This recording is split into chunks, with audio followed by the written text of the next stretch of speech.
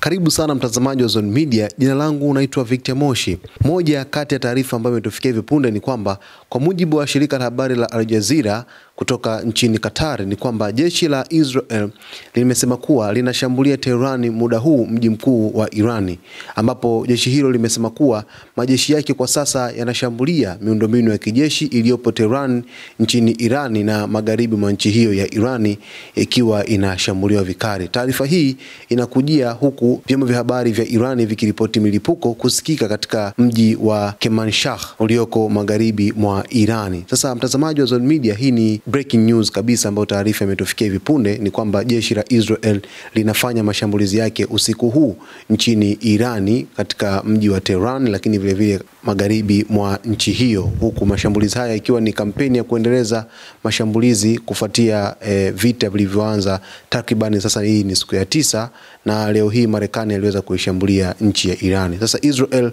muda huu inafanya mashambulizi usiku huu, lakini tunajitahidi mtazamaji tuweze kukuletea taarifa kamili hivi punde. Kwa hiyo salia na Zone Media muda wote ili uweze kufahamu taarifa hii kwa undani zaidi. Naitwa Victor Moshi. Asante.